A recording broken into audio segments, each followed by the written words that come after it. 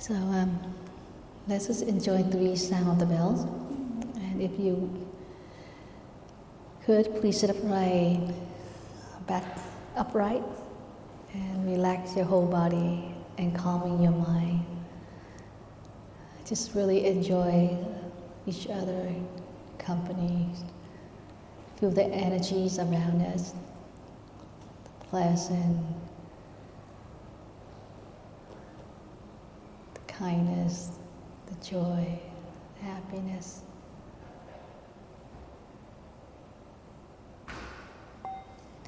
Listen, this wonderful sound brings me back to my true self.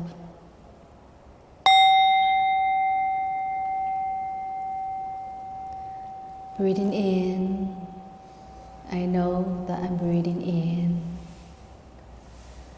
Breathing out, I know that I'm breathing out.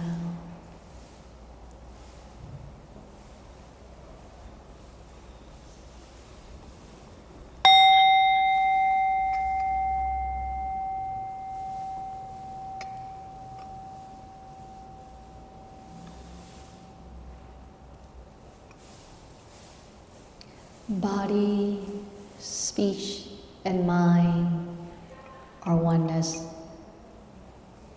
I send my heart along with the sound of the bell.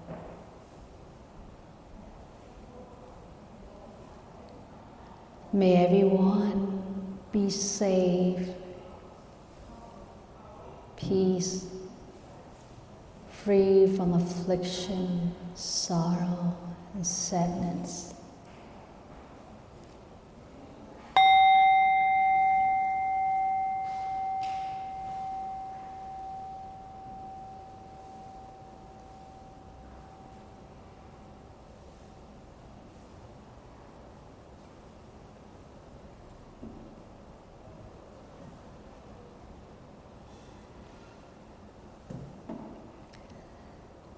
Breathing in, I send my energy to my parents. Breathing out, may my parents be safe, happy, and peace.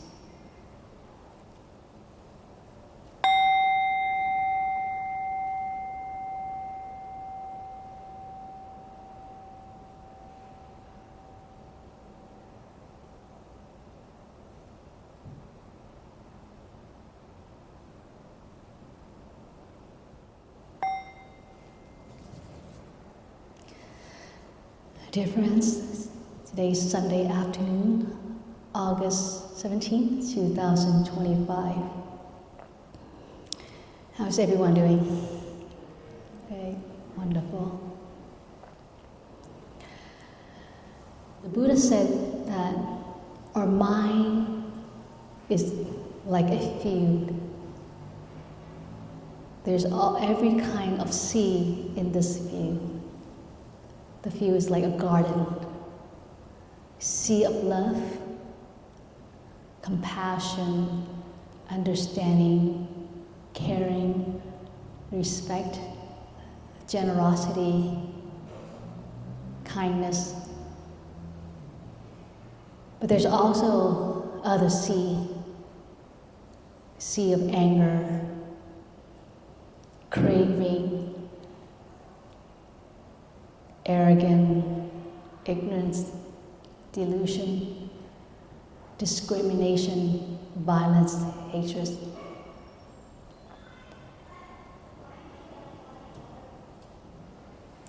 And in this field, we refer to an alaya consciousness, which is stored consciousness. Whatever we contact with our 6 senses,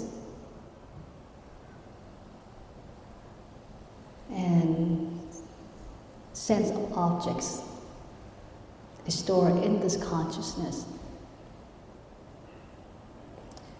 So with 6 senses, without consciousness, our eyes, our ears, our nose, or tongue, or body, or mind cannot be recognized, the object that we contact. But when there is consciousness, the eyes consciousness, the ear consciousness, the nose consciousness, the tongue consciousness, the body consciousness, the mind consciousness, then it can identify and know what they are contacting to the objects.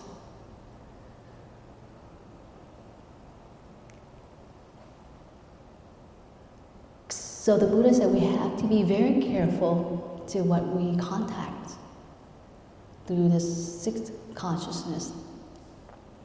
Otherwise, we might damage our mind and our body without aware. Conscious means awareness. Consciousness means you know what you see, what you hear, what you smell, what you taste, what you touch, and what you think. And that there's 7 consciousness is favored to the other 6 consciousness, which means the function of 7 consciousness we call it manas. It's like pleasure, it's like risky, it's like taking favor in craving that we have. So we have to train the 7 consciousness and other 6 consciousness. Otherwise, what we contact is we'll store it in our alaya consciousness, which is store consciousness, or in Western we call background consciousness. Think of our mind is like a garden, it's like a field. Let's say if someone give you a small little property, a garden, and you are a gardener, and what would you like to plant in this garden? I'm sure most of us every one of us wants to plant beautiful garden, right? Want to have roses, flowers, all kind of flower. And of course, when if there are weeds, we pull it out, we destroy it and remove it, so that it won't take over our flowers, plants, right? So our mind is the same thing. How do you want to manifest yourself through other people? How do you want other people to see you? Do you want other people to see you as a flower or as weeds? We describe weeds as something that is not beautiful, something that needs to be extinct, right? Extinction. Something needs to be removed. Something that is annoying, right? So in our mind view, we also have to think about that too. How do you want to plan? How do we want to plan, or what kind of seed do we want to plant in our store consciousness, in our field? What do you want to plant this? Tulips. And so that's a physical garden, but in your mind garden, what do you want to plant? What kind of seed do you want to plant? What about back to you? So you want tulip in your physical garden, but in your mind garden, what do you want? What kind of seeds you want to plant?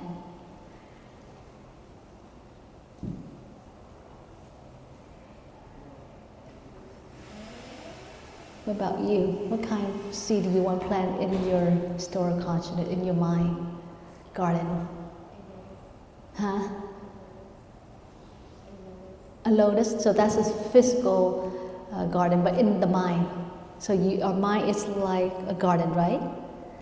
And so what kind information, what kind characteristic, what kind personality, what kind quality that you want to plant in your mind garden? Go. Yes. Diligent, yes, diligent is one very important factor. Diligent. 10 points for a gong. What about the boy back there? Happiness. Yes. Compassion. Wow. Diligent, happiness, compassion. Mindfulness. Yay. Very good. What about you? So we have diligent, we have compassion, we have happiness, mindfulness. So mindfulness already said. What about you? Go. You. Kindness. Kindness. So today we have in our mind garden of this group, we have compassion, we have mindfulness, we have diligence, we have mindfulness, we have kindness.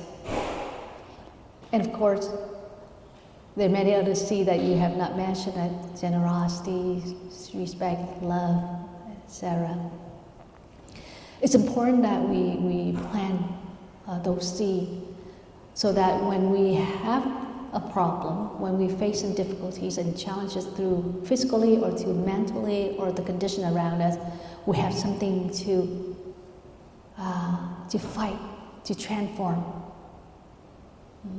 Let's say, con tên gì? What's your name? Yeah. Gia Hưng. Let's say Gia Hưng wants to plant a diligence seed. And that's what she wants to plant, that's what she wants to grow in her garden. But then she's not always diligent, right? Not always diligent. There's a time that she don't want to be diligent. There's a time that she want to kick back and play video game or watch a movie. And she knows that she's supposed to do something at this time and not sitting here playing video game or watching TV or going on social media. But because she planted the seed of diligence regularly every day, water that seed of diligence, and suddenly the seed of diligence told her, Hung said, "Oh, you have to get up. There's something you have to do better than sitting here playing video game. There's something better for you to read nonsense on the social media. There's something better for you than be affected by this kind of message."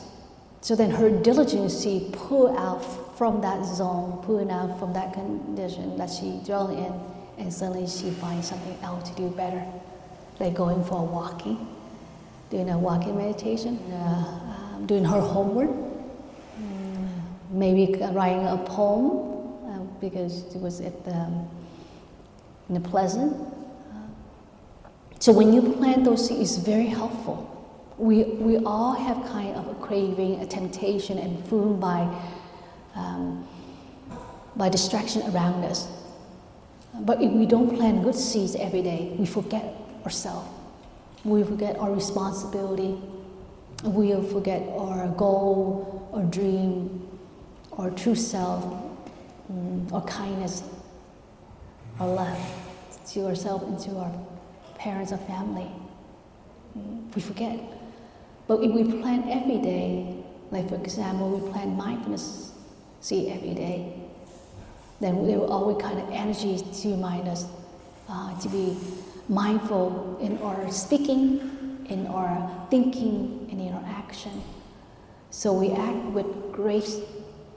We act out or speak and think in positively and productively because we plant the seed of mindfulness.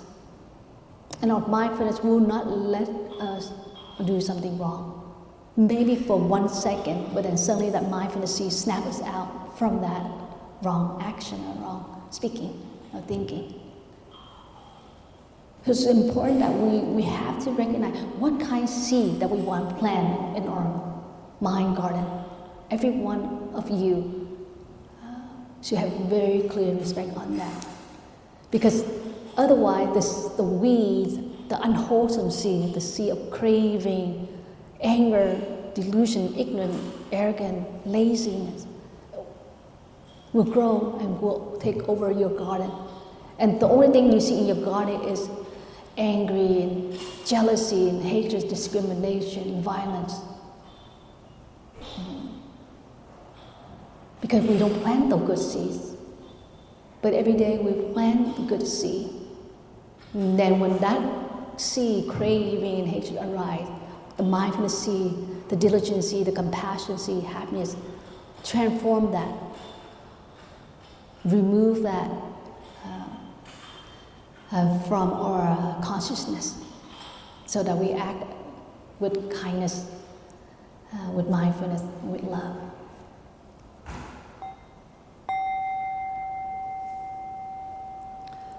So the first thing we need to recognize, what do we want to plant? What kind of good seed that we want to plant in our garden? So that it can transform other negative seed, other weeds, and unwholesome seed when it arises. We have to know. So those who did not couldn't answer to my question, I want you to go home and contemplate and reflect on it and sit and write down what kind of good seed that needs to plant in your mind garden. And then at the other column, what kind of seed that needs to be removed each day when it arises. So first we have to have ideas and reflection on that. But then we don't stop there. Now how do we remove? Okay, we know that we want to plant mindfulness seed or diligence. Then there is a practice that we have to do every day. It doesn't have to be very long hours. It could be 15 to 30 minutes each day.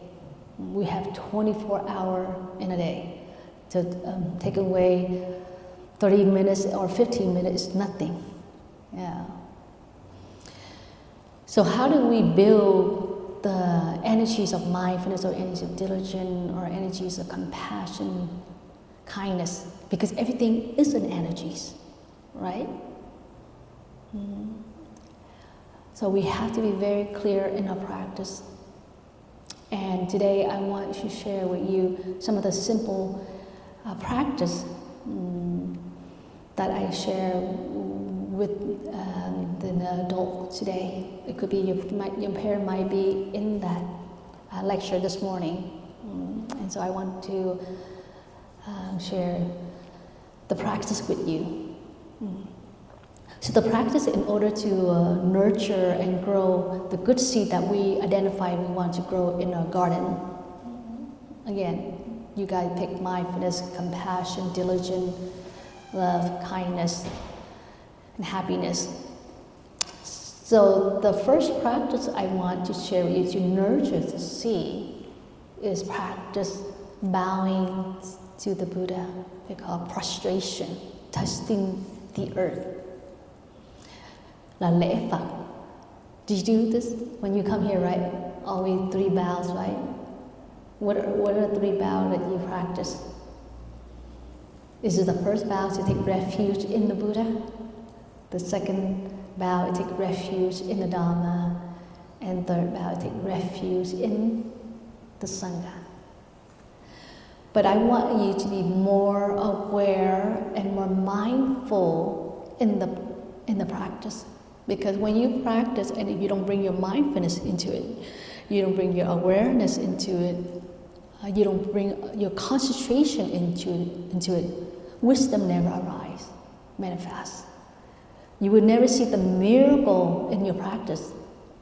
When you practice Dharma with the teaching of Buddha, there is miracle manifest.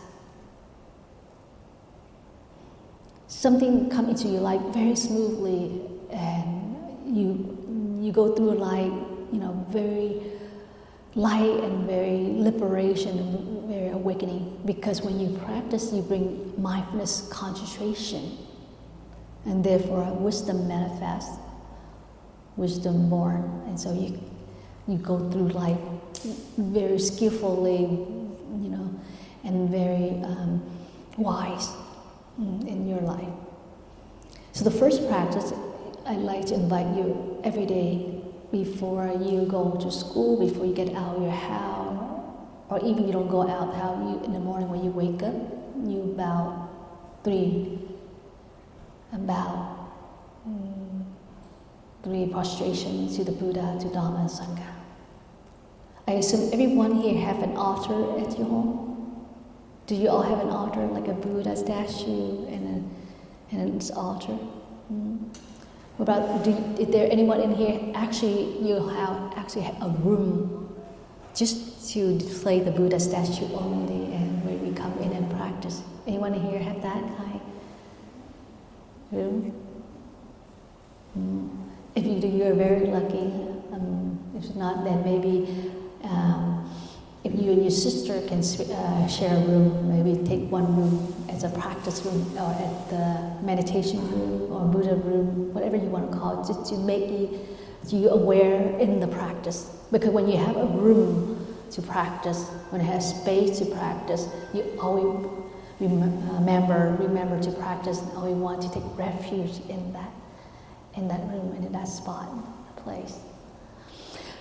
So here, how I want you to practice, so that you can see the miracle that manifests within yourself, around you, and also the more important, that you can spread your energy to the cosmos, to everyone around you, and especially to your family, and be very strong and happy energies in your house. So when you come to the altar, you bring your mind and body together. So your left hand is your mind, and your right hand is your body. And so you bring it together. Imagine there's energies here that you bring it in here. It means you are like, inhale the good energies in your body. In other words, you suck the good energies into your body as you bring it in close here, so you can see it. So then you breathe in. And because the practice of prostration or lefak or touching earth, those are terms that you will familiar as you study deep in Dharma. It's a practice to begin anew,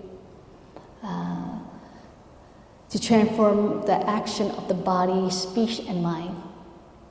Because we can create good karma, but we can also create bad karma. When we act kindness, when we speak generous, when we think positive, though we call good karma. But if we act unkindness, like fishing, or killing insects, or violence, that's called bad action in body. When we talk bad about someone, when we gossip, when we break the relationship between our community and our friends, that causes bad speech. When we manipulate someone, when we curse someone, when you yell and shout and hate someone in our own speech, that's called bad speech action. And when we think unproductive, we think bad about ourselves, we think negative about others, we think that we are not worthy to live, we think that person needs to be punished. In other words, all kind of negative ideas that arise in our thought, then that's called bad karma in thinking. So we want to remind ourselves to not to act or think and to speak unkindness by doing a prostration, and remind us not to repeat that action. So if we bring it in two hands together, we breathe in, and we touch to the head right here. That's mean we take refuge in the Buddha to purify our thinking, and we slightly touch our lips like this, purify our speech. And then we touch right on our heart, we purify our body. And then we open our hand like this, we breathe out. So if we breathe in, continue breathe in. And as we open our hand out like this, coming down, we breathe out. And we say to ourselves, we have nothing to hide. And this is the moment we ask the Buddha, the Bodhisattva, and our ancestor to witness at this moment as we take refuge in the Buddha, Dharma, Sangha, and to begin anew ourselves. And then we come down, we breathe out. And if we touch our head has to touch the floor. That's what we call 5 limbs must touch the floor: the head, the forehead, the 2 hands, and the knees touch the floor. And as we touch the floor, we pause our breath. We hold our breath for a few seconds. And then if we lift our head up, we breathe out. And then we come up, we breathe in, and we bow, we breathe out. So that, how many breaths is that? 3 breaths. So breathe in, continue breathing in, bring it to the forehead, touch slightly to the lips, touch the heart, and breathe out, and we come down, touch the floor.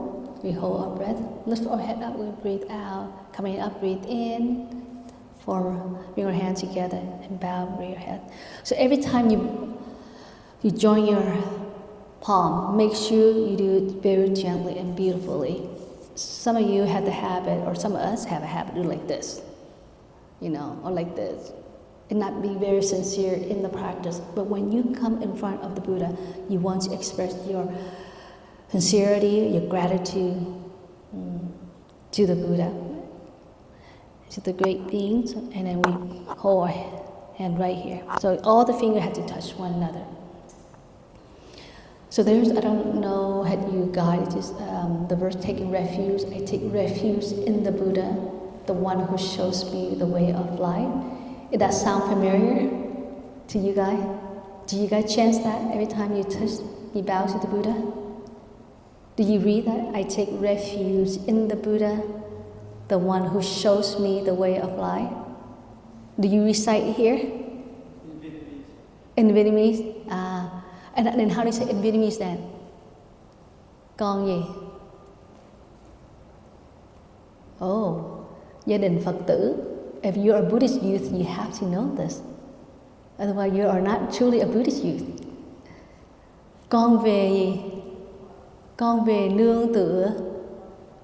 Nương tựa gì? Nương tựa ai? Nương tựa Phật. Rồi sao nữa? What's the next slide? Cái đó người lớn rồi, không kể rồi. What about the rest of you? Nobody memorized this? So, okay, who've been coming here more than 1 year? Okay, first year, okay, I can understand. This is your first time, I can understand you don't memorize. But if you say this is your second year here, and you don't memorize this, something wrong. Oh no, như vậy là mấy anh chị huynh trưởng là phải cho mỗi em phải thi, em nào cũng phải biết con Phật, đệ tử Phật, Phật tử mà không biết nương tựa ai, mà cũng không biết đọc cái văn từ là sai rồi. If you say you're a Buddhist and you don't know who you're taking refuge in, and you don't know the phrase, oh, I don't know what you've been learning. The basic, if you don't know who you take refuge in, and if you don't know the line, you could confuse yourself. Sometimes you're lost. You're like a wandering soul. Minute you can be mindful, minute you can be awareness, minute you won't aware. That's because you're not clear of who you're taking refuge. But when you say, I take refuge in the Buddha, the one who showed me the way of life, then you really know your path, you really know where you're going. And you know who is taking refuge, who you take refuge in, and who is protecting you. So there is no way you can go in the wrong path.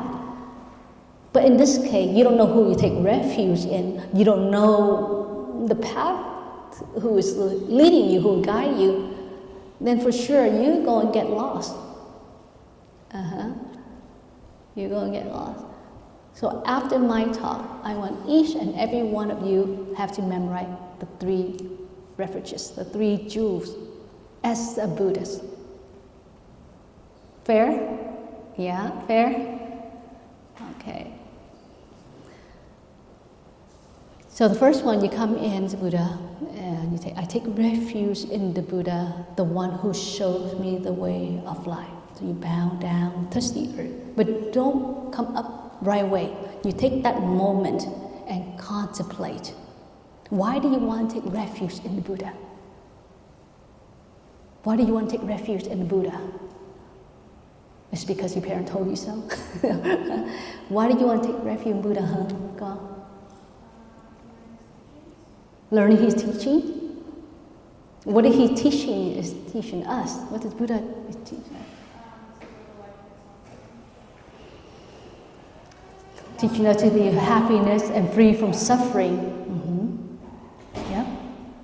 What about you? Why are you taking refuge in the Buddha? It could be a very simple answer, like what? To practice mindfulness. You can answer simple, I take refuge in the Buddha because I'm a Buddhist. And I'm very proud as being a Buddhist, because the practice of Buddhism is compassion, understanding, love, free from discrimination, practice of free from suffering, recognize the suffering when it arises. And the Buddha is very clear on in the teaching. When we take refuge in Buddha, we never fall into the hell realms, in the dark realms, in other words.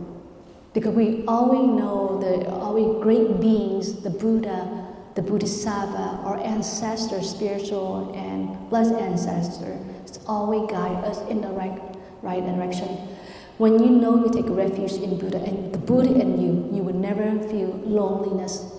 You will never feel despair and sad, because there are so many good energies is growing and nurturing in you. Because you know really clear that where you're going. And so you touch the earth, and so you might contemplate, I take refuge in the Buddha for guidance.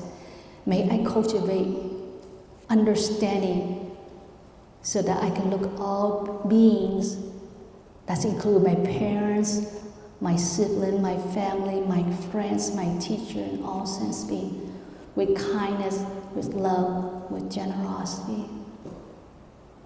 So you might contemplate and take that moment and contemplate on that and reflect on that before you get up and bow. And next one. And the next refuge, what I take refuge in what? Louder. Everyone. In Dharma. The way what? What's the next line? I take refuge in Dharma. The second line is louder. Cũng không thuộc luôn. No one memorized. I take refuge in the Dharma, the way of understanding and love. Isn't what you recite every day on this? Đúng không? Mấy em đọc cái này mỗi ngày. Còn tiếng Việt thì sao? Mấy em không đọc tiếng Anh, mấy em đọc tiếng Việt phải không? Như vậy mấy em đọc tiếng Việt thì sao? Con về nương gì? Nương tựa gì? Mấy em đọc tiếng Việt phải không? Thì mấy con đọc lại cho sư biết đi. Con về nương gì?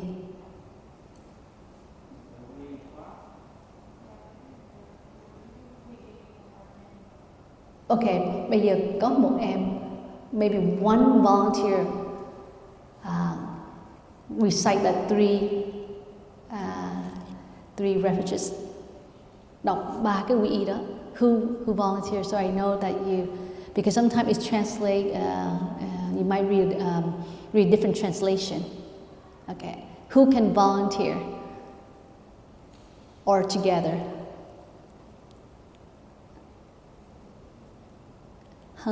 One volunteers? Anyone? I wanted to hear what verse that you recite. It might be not the verse, the same translation that I share with you. And I don't want misunderstanding you that you don't remember the 3 refuges. So what are the 3 refuges that your kind of translation that you use in your daily practice or when you come here on Sunday?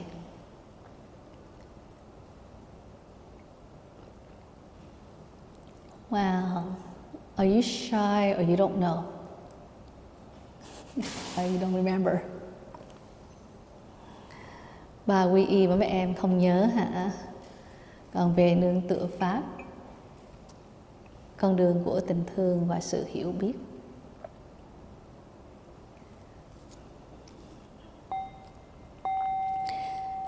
So let's use that verse in today.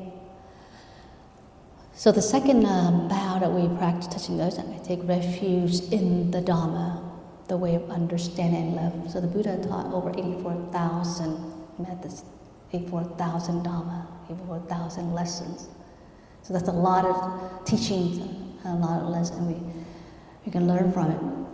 But in general, Buddhism are very famous in the practice of non-violence, practice of compassion and understanding. So as you bow, just like I shared with you, you breathe in, touch our head, purify the thinking, touch our lips, purify our speech, touch our heart, purify our body, and we come down. I take refuge in the Dharma for guidance.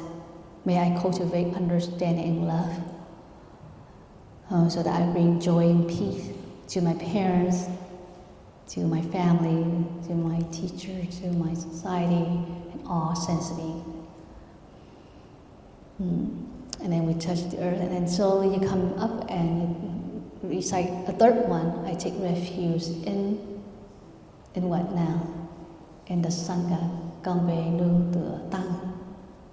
Nương tựa tăng, đoàn thể của những người nguyện sống cuộc đời tỉnh thức. Or I take refuge in the Sangha, the community that practice harmony, awareness. So as you bow down again, breathe in, take your time, touch your head, purify the mind, purify the speech, purify the body, breathe out, touch your head for a moment, and you recite, I take refuge in the Sangha for guidance. May I practice the Buddha teaching so I learn to live peacefully with people, animal, plant, and mineral. May I learn to respect and love and understand my parents, my teacher, my friends, and all sense beings. So something like that as you reflect and as you remind. And that's when you nurture the seed.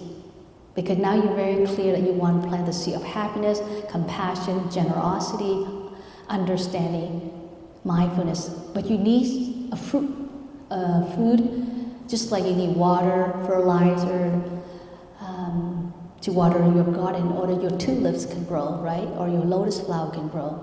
But here in this case, you use your practice as the fertilizer, as rain, as sun, and all the elements to nurture your seed of compassion, love, kindness, mindfulness, generosity. This is the seed that you want to plant. So these are the practice that you could do every day. And so every day I want you, just the simple practice, and we're not going to go further because we don't have enough time, but I want you to take seriously as you do the prostration 3 jewel, when you wake up, when you leave the house, before you go sleep. And so sometimes you can change the phrase, like for example, I take refuge in the Buddha for guidance, the one who shows me the way of life, and you bow down and you touch the earth. You might say, I take refuge in the Buddha for guidance. May I always live in awakening awareness. In my action, in my speaking, in my thinking. Or when you know that you are going somewhere, like for a soccer game, or a music concert that you have to perform, or when you take a test, that day I take refuge in the Buddha for guidance. And the one who showed me the way of life. And once you touch your head down on the floor, you say, I take refuge in the Buddha for guidance. May today I play soccer game, or may today I take tests. May today I perform my concert. May I be mindfulness. May I be calm and peace to see the truth answer to what my action would carry out. Did that make sense, Eve? Because sometimes at our own self, because we're not mature in awakening, in mindfulness, so we cannot see things clearly out of because we are not at peace. So our clarity, our understanding is very weak. But when we ask the Buddha, when we ask our ancestor, when we ask all the great beings around us to help us, to support us, there's an energy given to you and be part with you. And suddenly you were able to answer that, you were able to pass that test, you were able to win that soccer game, you were able to go through your performance smoothly without making a mistake. Did anyone have done that before? Sometimes you don't know, how am I able to do that? Had that ever happened to you? Yeah. You know, you know that you didn't know this answer, you didn't study for that test. But here you come in and you were able to answer that question, you were able to pass the test. Maybe consciousness, you're not aware that you're actually mindful in that moment, but it's mindful constantly. So it's important that we always ask the support for great energies, especially energies of the Buddha, especially energy from our ancestor, the great being. It's there to support us. There's always great energies around us. But why did we not recognize? It's because we forget. We live in forgetfulness. We live unawareness. We live a life without aware of anything around us. So we couldn't feel the energy. We couldn't absorb that kind of energies. And so the only energy that we touch and we aware is the same energy that is present in that moment. For example, if our energy in that moment is anger, we can only touch the energy of anger. If our energy at that moment is jealousy, we can only touch the energy of jealousy. If our energy at that moment is discrimination present, we only touch the energy of discrimination present. Because that's our wavelength, that's our frequency. So it snaps other frequency and snaps other energies. So that's the only thing we feel at that moment. But let's say we were angry, but because we practice mindfulness and we are aware of anger, at this moment, I know I'm breathing in, I know I'm angry. I'm breathing out, I know I'm not happy at this moment. Just when you're aware that anger energies arise, then you will not contact with other anger energies, but rather you contact with mindfulness energies around you. Because I said there's all kind of energies around you, but it needs you to be aware in order to contact the right energies. Just like frequency, wavelength. When you turn on the radio, it had to pick the right signal in order for it to be on, right? But if you put on the wrong signal, it would never pick up that channel. Same thing. We have all kind, in other words, we all have kind channels in us, all kind of energies. But we have to tune in the right energies. Even at that moment, we go through very hard time, we go through very difficult time, but we are aware that this moment we are not happy, this moment we are sad, this moment we are confused. And we use our mindfulness, just the moment that you know that you are angry, just a moment that you know you are confused and sadness, you already tuned in the right energies already. It's just now that you have to continue to touch and carry that different energies to transform this energy of anger. If that makes sense to you, is it too hard for you to understand?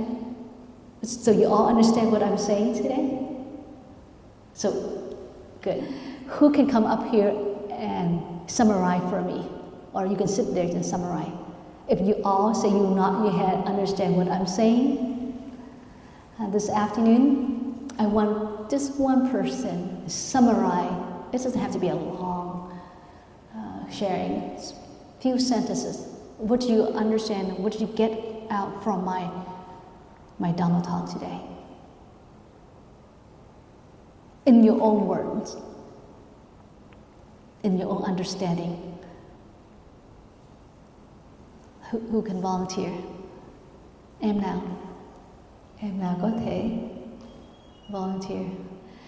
How about you, You seem to be very attentive to my talk. Just summarize in your own words. Con tên gì con? The girl behind you. Con gì tên gì? Yeah, maybe the microphone will help. Introduce your name, please. Closer. I'm so. Yes. Can you summarize in your own words what you learned today from my Dharma talk? To pay attention to what is happening in the present and to think about how we feel that it is.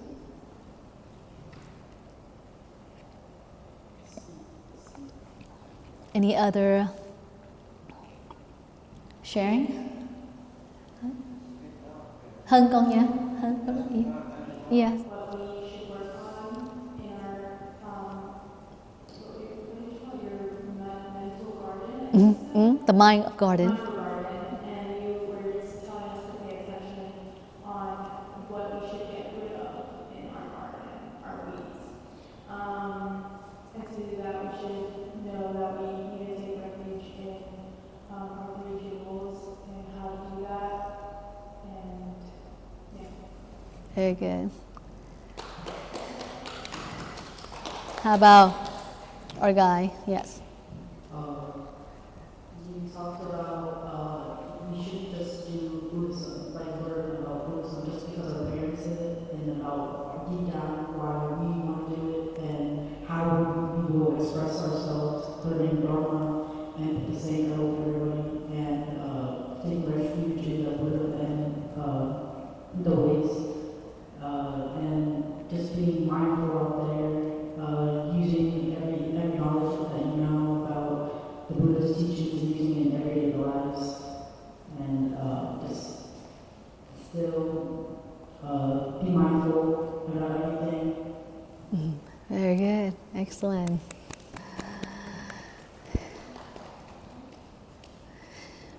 You mentioned AL, right? AL technology is, or AI technology is very, very high and very profound and rich. I watched one debate between the Buddha and one Carl Jung, which is a psychiatrist. It was so real and so alive, and you actually think the Buddha is talking. But the Buddha had reached Nirvana 2,500 years ago. And you watched this psychiatrist, Carl Jung.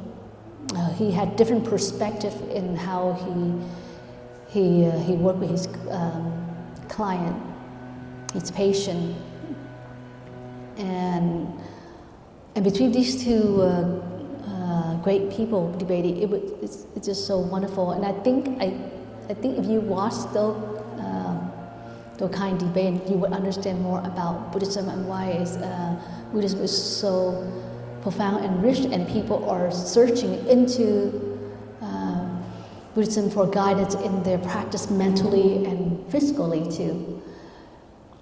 I shared earlier with the adults that in the Western study, when they help a patient to release anger, they tell their patient to go home and punch on the pillow, punch into the wall, punch the ball, or squeeze something to release anger. But in Buddhist practice, that's called violence, because you might release your anger energy at that moment, but it's actually going to manifest more because you become more angry. Because you have the tendency that when you're mad at something, or when you're mad or angry, you want to punch, you want to kick, and you want to shout. But imagine if there is nothing for you to punch, to kick, and just only people, you probably would punch and kick that person, right? But in Buddhism, we don't practice like that. When we recognize our anger, when anger arises, and then we come back to our breathing, taking care of our anger, and look into the notion of anger. Why are we angry at this moment? What makes us upset? What makes us mad? What is the reason? We have to find out by sitting still, by focusing on our breathing. It could take hours, minutes, or more. But if we sit still, we look into the notion of anger, that minute already, we already a step to transform our anger.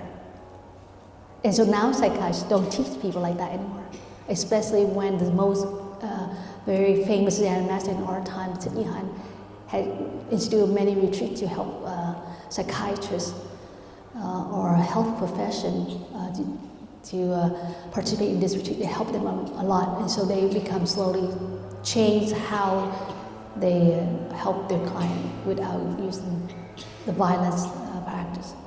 So in Buddhist practice, we always practice non-violence. So never practice violence on yourself. When you are mad, there is no reason for you to shout out. You thought when you're mad, you have to scream at your dad, as you scream at your mom, but that actually makes it worse. It makes you more angry. It makes you more upset as you grow older. And so your anger magnifies, it grows stronger. But when you're angry, try the practice. When you're angry at your mom, when you're angry at your dad, or when you're angry at anything, or mad at anything, just come back to yourself, not say anything. You can sit or walk or lying down or listen to relaxation music or bowing to the Buddha for ask for insight to overcome this anger and recognize that you are angry at this moment and not say anything. With that minute, you are slowly transform your anger seed in you. So this is the practice I like to conclude. To plant a good seed in the mind of garden. It's never use violence in your practice. Whether shout or scream or kick to the wall or to the pillow, whatever. You just come back to yourself and follow your breathing. Take refuge in your breathing to calm yourself. Do you recognize why you're upset, why you're angry, why are you confused? And the minute you recognize, it will give you the answer. You will know. You will know. Try the practice. Is that clear? So when you're angry, and when you're upset, when you're confused, what do? What do we should do? What do we do? Yes.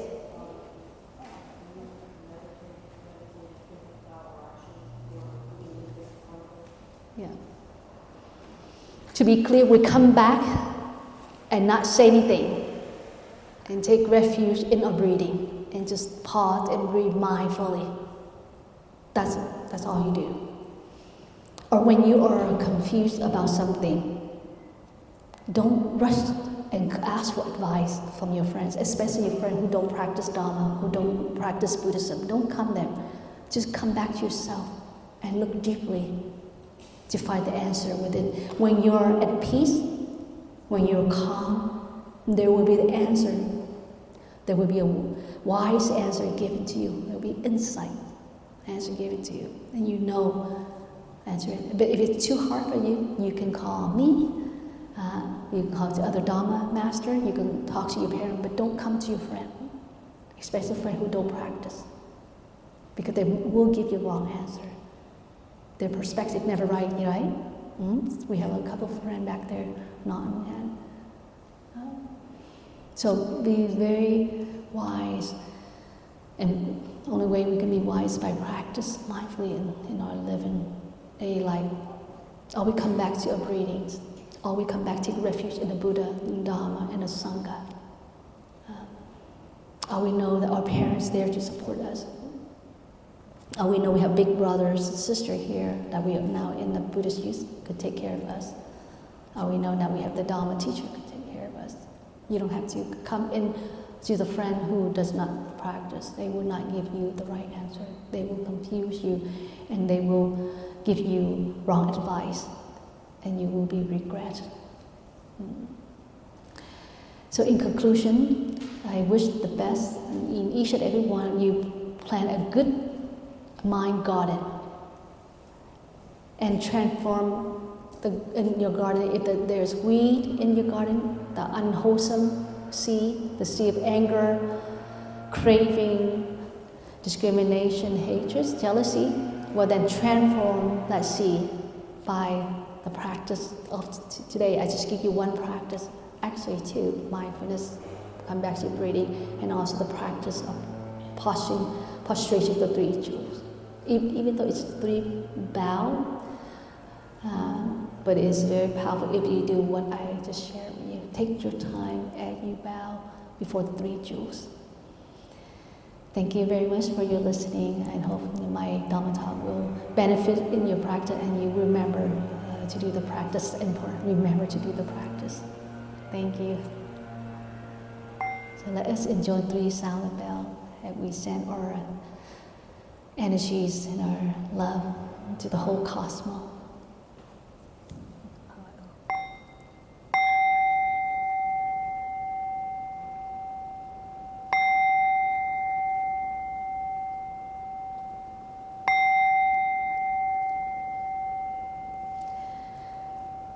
So I leave 15 minutes for you to ask me a question. Anyone have a question for me? Yes.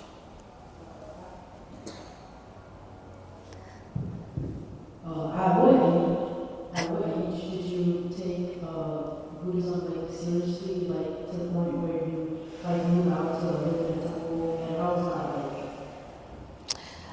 I was lucky to raise in a Buddhist family, where my parents very supportive and want us to take refuge in 3 jewels so that we won't convert to become Catholic or Christians. So at a very young age, and I had taken refuge when I was 8 years old already, and I joined the retreats, many retreats when I was young.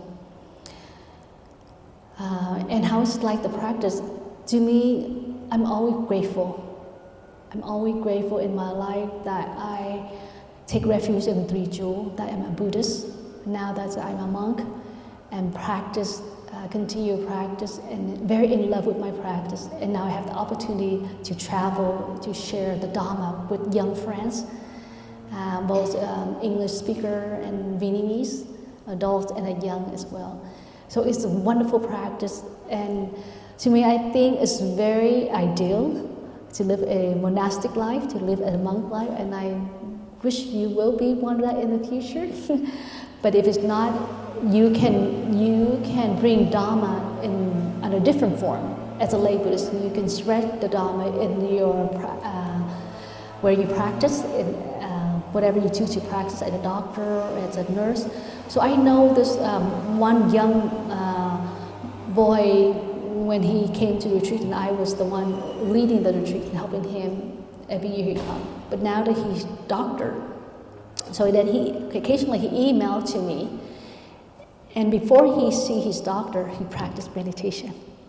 So for him to become a doctor is not to get, not to earn a lot of money, but rather to bring Dharma into his patient, and especially continue to practice Dharma in him, the practice of Buddha teaching. So he would meditate first, and then before he come to see his patient. And then when he comes to the patient, and he invite his patient to breathe, take a 3 in and out breath, right, deeply. And so that's what he practiced. So even he's a doctor, but he can still bring Dharma into the world. And I think being a doctor and bringing Dharma into the world, that's a very, that's very profound, that's very powerful. Mm-hmm. Any other question? Do you have any other question? Yes.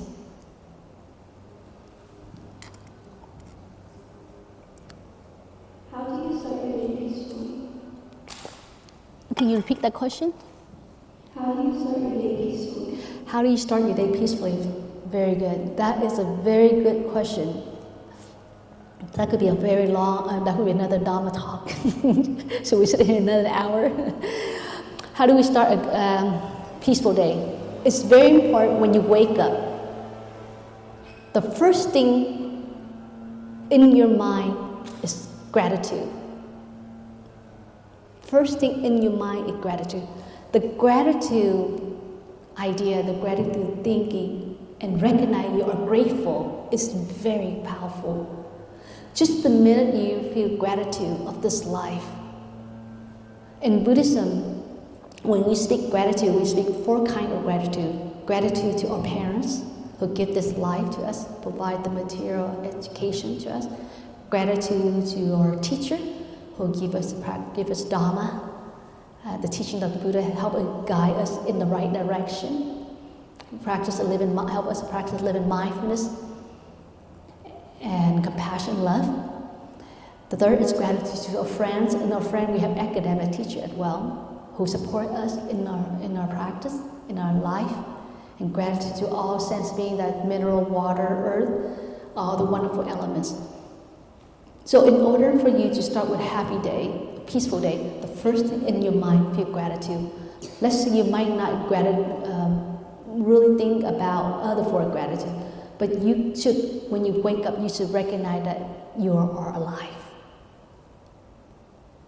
You are awake. You live in the house that is well sheltered. Everything is there for you. Your parent, your mom is there. Maybe it's not in your own standard, but they're there to support you. You had a bed to sleep.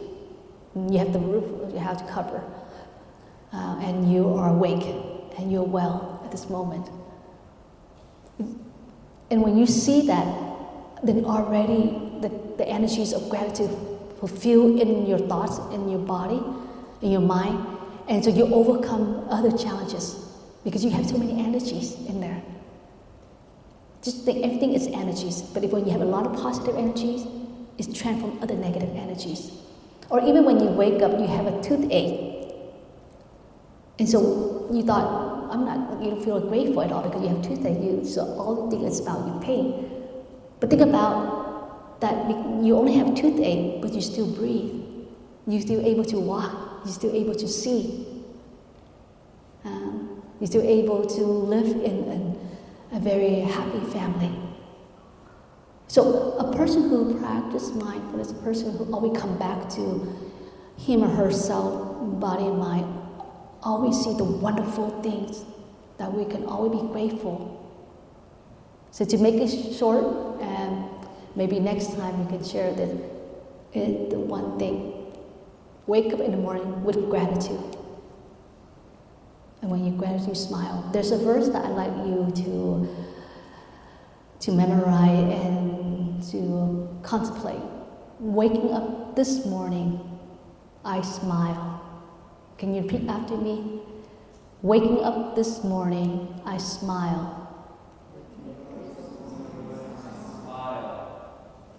24 brand new hour are before me. 24 brand new hours are before me. So repeat the first line. Waking up this morning, I smile. 24 brand new hours are before me. So a day is 24 hours, right? So we need to welcome that 24 brand hour. Yesterday is also 24 hours, but today is also 24 hours, but brand new 24 hours. Every day is a new day. So whatever happened yesterday is yesterday. What's going to happen today is important. And because you have that smile, you are welcome 24 brand new hour.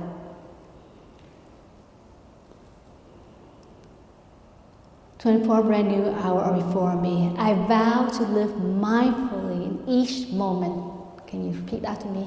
I vow to live mindfully in each moment. To live mindfully in each moment. Now repeat the first three lines. Waking up this morning. Okay, let's do it together. 2, 3.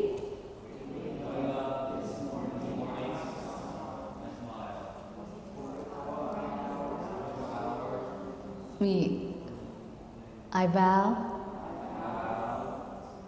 to live mindfully in each moment, and to look at being with eye of compassion and love. To look at being with eye of compassion. To look at beings. Can you repeat after me? To look at beings With eye of compassion, love. Okay, now repeat the 4 lines for me.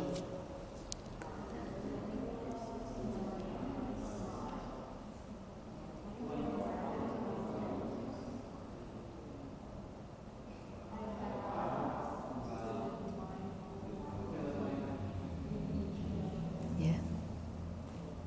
And to look.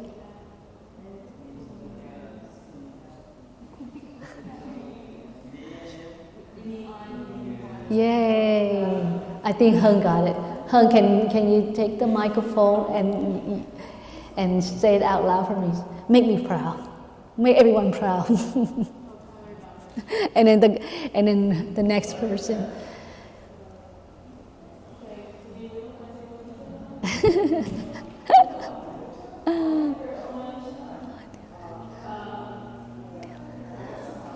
Waking up this morning, I smile. 24 brand new hours before me. Yes. I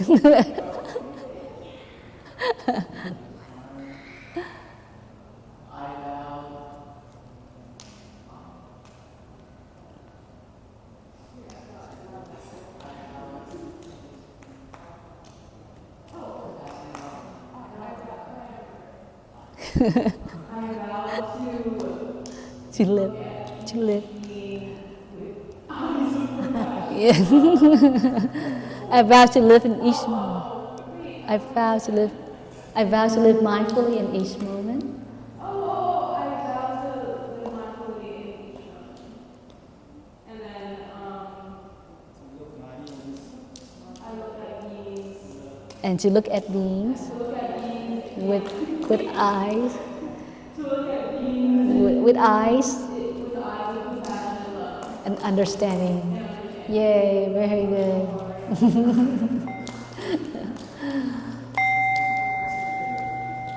So to answer your question, yes, wake up with gratitude and you might run to recite this verse so that you can welcome the 20 brand new hours.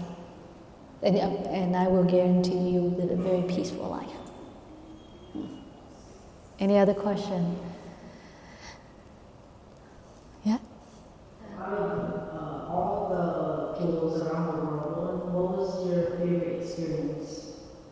All the jewel.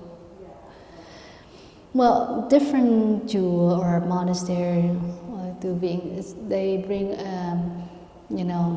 different kind of energies when I come. And I always enjoy going and experiencing different kind of monastery. And of course, the kid also affected by that kind of energies too. So I always share that if you don't practice mindfulness, you might be affect wrong energies without being aware. But if you practice mindfully, then you can select the right energies to nurture your body and mind. Any question? What's your favorite part about Buddhism? Huh? What's your favorite part about Buddhism? What is my favorite part about Buddhism? Oh, a lot. One of my most favorite practice of Buddhism is a practice of letting go. I love the practice of letting go. To me, when I have something negative arise, I let it go right away. I practice let it go right away, and not being affected by it. With letting go of material, it's easy, right? Could be, but when you give something away, do you feel good? Do you feel great when you give something to someone else? Yeah, you feel great, right? Yeah, but think about when, letting go the negative thoughts, ideas, grudges, someone that you don't like, and you just let it go and forgive that person. It's just a wonderful experience, wonderful joy. But of course, there's a lot, I wouldn't, there's a lot of my favorite practice, but one of the practice I do regularly is practice of letting go. Letting go. As a monk myself, material I don't have. But, as a human being, we have all kinds of thoughts and ideas, and that sometimes it's not positive. Sometimes it's not so great. Sometimes it can be very sorrow and suffering. And to learn the practice of letting go, it is the greatest healing, in the practice, in the practitioner. I like when you ask questions. Yes. What's good about Buddhism? There's a lot of good things about Buddhism. A lot. I think one of the most powerful teaching of Buddhism that other religions found inspire is the Four Noble Truths, Eightfold Path. Because in Four Noble Truths, the Buddha shared very clearly on these teachings. We always want practice on the practice, living a life of happiness, right? But sometimes we don't know the real answer to happiness. We thought, okay, having a good job, having married a right person, having a good family is happiness. But that's not true, because there's other suffering can fall in our life, right? But Buddha is very clear on the Four Noble Truths. Suffering is part of life. We have to recognize that. But there is a reason to our suffering, which is the cause to suffering. There's an original, their origin, there's a root to suffering. And when we look into that, just like I shared earlier, that anger, when you look into the notion of anger, you know the reason to your anger. And there's a third noble truth, the Buddha said, there's a way we can end our suffering. And the fourth is the path to happiness, because we have the practice to end our suffering. So to answer your question with the greatest teaching of the Buddha, the Four Noble Truths is very profound, and only Buddhism had this Four Noble Truths, this way of thinking. And you can use this Noble Truth as a diagnostic tool, an instrument to help you to heal yourself. So the Buddha said we can be our own doctor, we could be our own teacher, we could be our own engineer, we could be our own master, if we contemplate and grasp the understanding of Four Noble Truths. When we seek, whether physically or mentally, first thing we have to do, recognize that illness, recognize the suffering. And the minute you recognize, look deeply into it, then you know the cause to the suffering, the cause to your illness. And third, there is a way that you can in this illness or this suffering. And now the four, you should apply one of the practice was Eight Noble Fold Path. Use your right thinking, use your right view, understanding, use your right speech, use your right action, use your right livelihood. Does your job, does your occupation bring joy to you, bring happiness to you? Use your right mindfulness, use your right concentration to look deeply and to find the answer. And only you can find the answer. Doctor cannot find you the answer. If you go to a doctor and you tell them your sickness, he gonna realize on what you say and give you the prescription. Do you know that? Most doctors are like that. So you have to be your own doctor and find out. So when you are sick, when you're ill, look deeply, meditate, do the walking meditation, do sitting meditation, lying down, calm your mind, body, and find out why are you sick, why are you suffering, why are you in pain. Look deeply and you will find the answer to it. All the source, also answer is in you if you practice Dharma. You are your own master. You are your own doctor.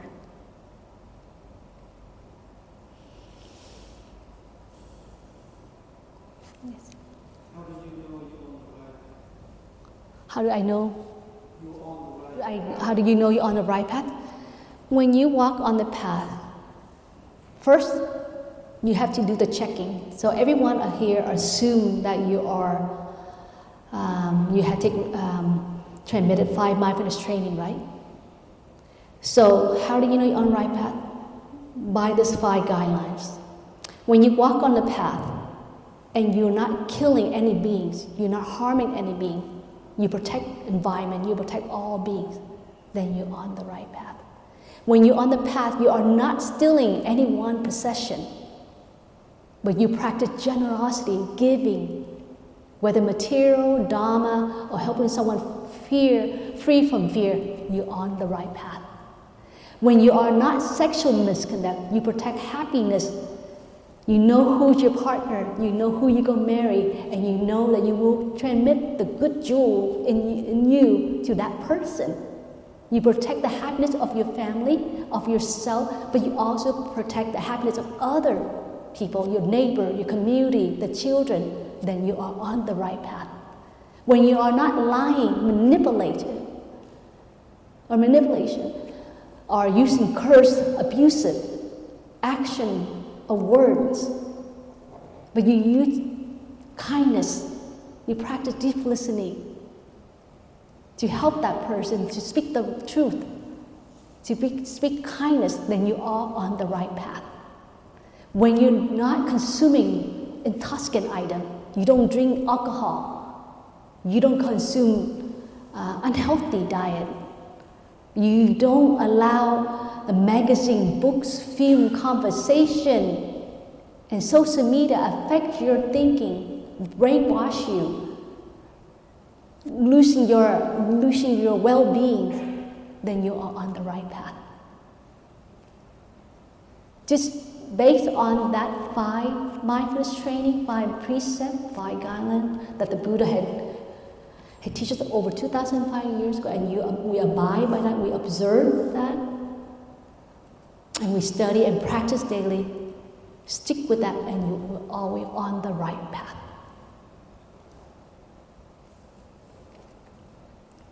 Thank you for your questions.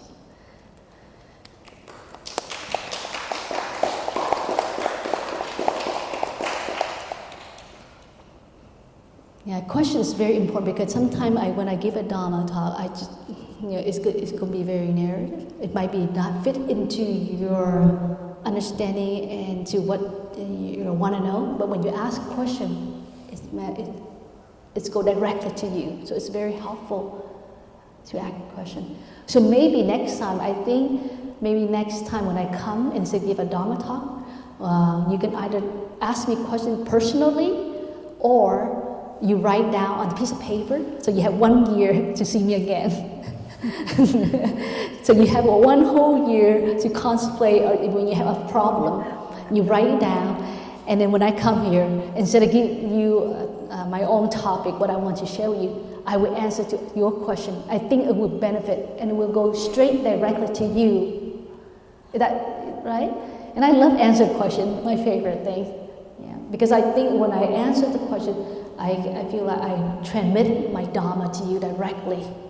Because if I share my Dharma on my own topic, you might like it, but you might forget. Yeah, how about next time we do that? You like that? Would you like that idea? You can write on a piece of paper, or you can ask directly to me when you're on that day. So maybe next time we'll do that. And of course, if you have no question for me, then I give a lecture. One last question before I leave here, and I won't see you guys until next year. How do you use good and bad karma in your daily life?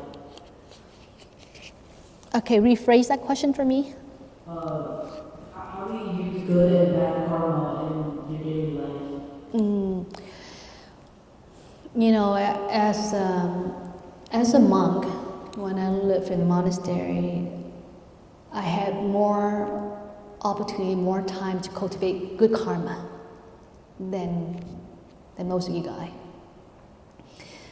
Because this is how our schedule. We wake up 4 o'clock, we invite the great bell at 4:45, and 5:15 we meditate, and then after meditation we chant, after chanting we do qigong, after qigong we do walk-in meditation, after walk-in meditation we have breakfast, after breakfast we have working meditation, after working meditation we have lunch and recite the Buddha name, and you have a noble silence, because you wake up 4 o'clock, so you really need that noble silence to rest. And then you come back and you have another sitting meditation and chanting. And then you do some garden work for watering the plant, especially in summer. I travel a lot in summer. And at night you do that sitting meditation. So all day long you always cultivate compassion in the monastery. And so the other, maybe other negative karma, it might be when you do the garden, you might kill the insects without being aware. I might step on the insects while I'm doing the walking without being aware of my footstep. I might teach my student, and my student might not aware and feel sad about my teaching because not. So then how do I transform that that I feel that is not a right thing? So then I always, when I do, every time I have a sitting meditation, I do loving kindness meditation, which means I send my energies to that person, to that being. If today I have done something wrong, please forgive me. May this being be well and happy. May this person be well and happy. So that's how I do. So to transform my negative karma energies, because I'm being unawareness, then I just send my loving kindness every time I do sitting meditation. And the loving kindness meditation is very, very powerful. So that's how I practice.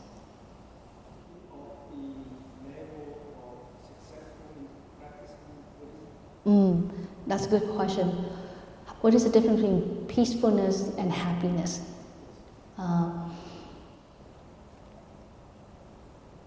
Happiness, when we say happiness, it's based on notion, ideas, right? My definition of happiness is meditation. But your definition of happiness is going to concert. So happiness is based on notion, idea of that person. So when you practice and you want that happiness is a true happiness, because not all happiness is a good happiness. Because people drink alcohol, they say that's happiness, right? That could be their happiness. But though we don't practice consuming alcohol, someone make me drink alcohol, or someone make me drink alcohol, that's like a torture. That's suffering. So to answer, happiness is still on notion and perspective of each person. So it's not, it can be wrong to some people, but it can be right to someone. But if we train ourselves now, instead of happiness, we train ourselves to be true happiness. And that happiness should be based on the 5 mindfulness, the 5 precepts of mindfulness training. Make sure it's not abide to the 5 guidelines I just mentioned before. Then that be true happiness. Otherwise, your happiness it can be just your own perspective, and that can be not good happiness. Whereas peacefulness is come on a state of mind, the state of mind, and there's no notion. For example, when you sit at the beach, and that moment you didn't want anything, you just feel content and peace. And not wanting anything, not craving for anything. There is no notion, idea, wishing to have something. Then that is peace. So peace is a state of mind, not a notion. Whereas happiness, there is notion, perspective, wanting, craving, searching. So happiness is conditional. Happiness, in other words, is based on condition. Whereas peace, it's still conditioned, but then when you are at peace at the state of that, it's a state of mind. You are dwelling in that moment, not wanting anything. For example, if you're sitting here and you are content and not wanting to go anywhere, not wanting to leave, or just be content at this moment, then you are at peace. There's nothing that you need to do. There's nothing that you need to think about. There's nothing that you wanting, you craving for, then that is peace in the mind.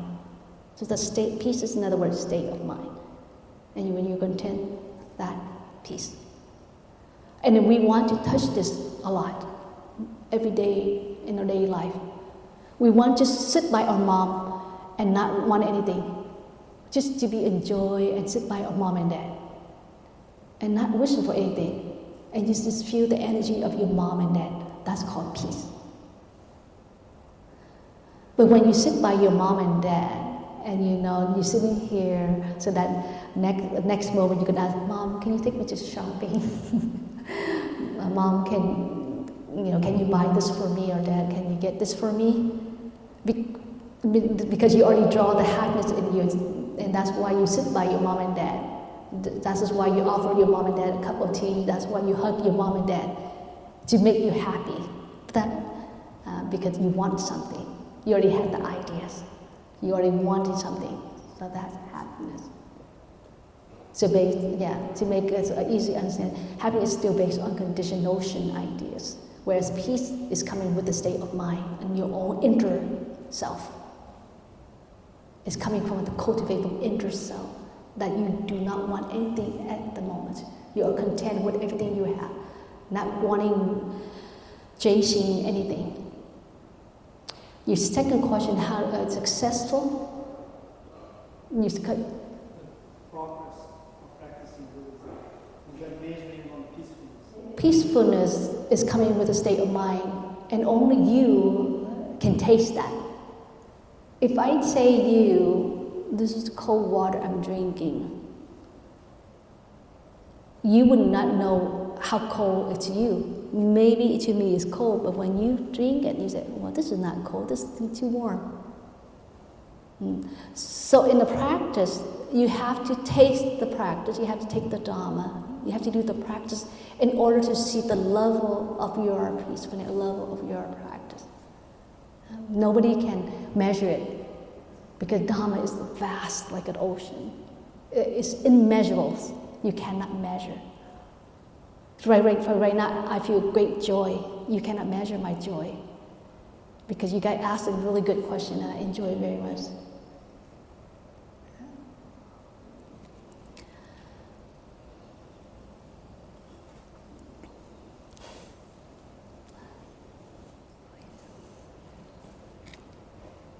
Maybe we are sharing the merit.